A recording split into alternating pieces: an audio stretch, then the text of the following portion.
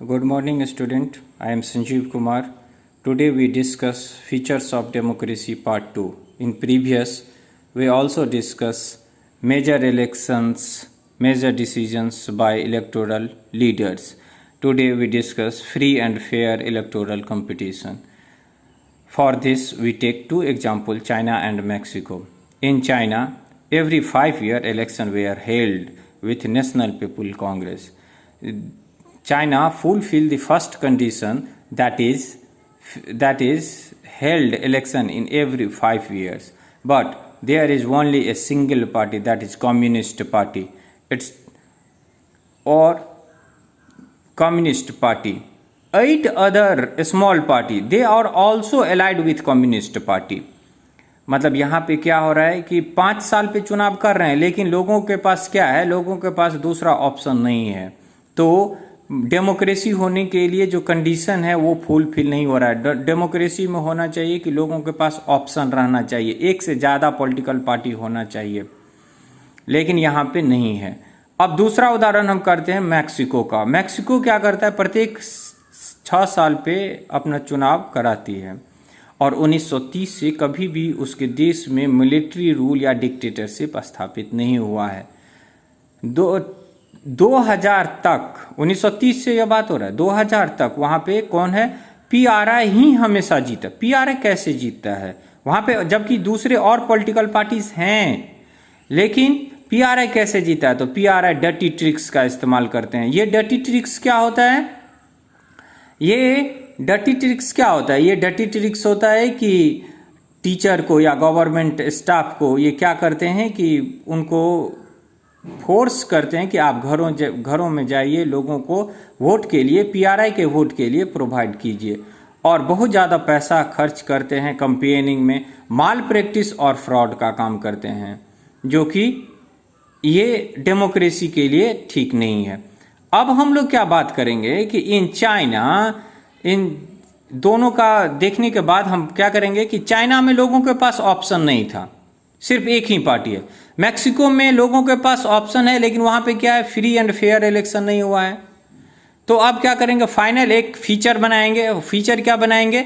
In a democracy must be based on a free and fair election where those currently in power have a fair chance to losing.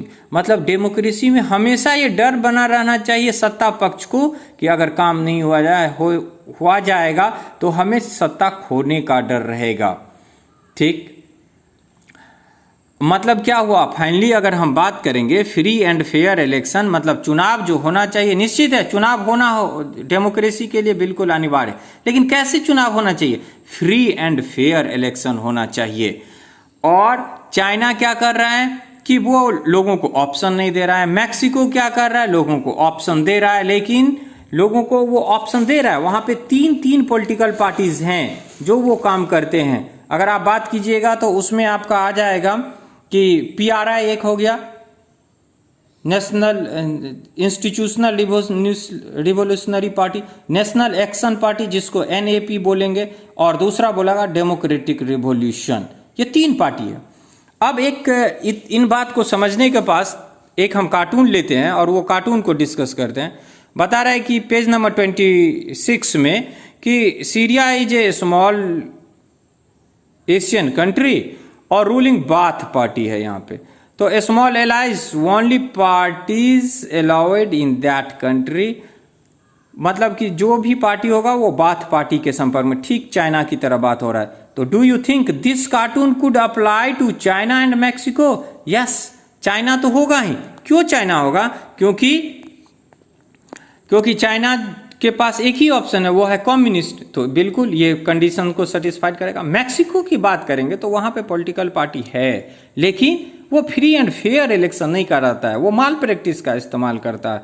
तो इसलिए हम बोल सकते हैं कि हाँ, I think this cartoon could apply to China and Mexico. Yes, both. लेकिन फिर दूसरा है कि what does the crown of leaves of the democracy signify. अगर देखिएगा ये डेमोक्रेसी, क्राउन माथे पे ताज है, इसका मतलब क्या हुआ? अगर ताज है तो ये विक्ट्री का सिंबल है. ये जो सिंबल है किस चीज का? विक्ट्री का सिंबल है. अब क्या करता है ये विक्ट्री का सिंबल होने के बाद भी क्या करता है? ये बताता है कि democracy had won in some of the countries, democracy जो है वो बहुत सारे देशों में, लेकिन but some of the countries of the world, but it is not accepted by all. समझ रहे हैं बात को, ये विक्ट्री का सिंबल है। और क्या बता रहा है कि सभी देशों के लिए ये नहीं। अब फिर बोले मैं आपको कि 2000 तक अभी बताया था कि मैक्सिको में PRI, revolutionary institutional revolutionary party, लेकिन 2000 के बाद क्या हुआ, 2006 में जो इलेक्शन हुआ वहां पे PRI तीसरे नंबर पे आ गया, वहां पे अभी कॉलिशन गवर्नमेंट है। तो डेमोक्रेसी के लिए, डेमोक्रेसी में फ्री एंड फेयर इलेक्शन जो है वो कंडीशन फुलफिल होना चाहिए, फ्री एंड फेयर इलेक्शन होना चाहिए। मैक्सिको के केस में भी हमने देखा और चाइना के। तो अब आप बताइए मैक्सिको में डेमोक्रेटिक गवर्नमेंट है? नहीं है। चाइना में है? नहीं है। ओके, अब in next video we also discuss third features of democracy. Thank you.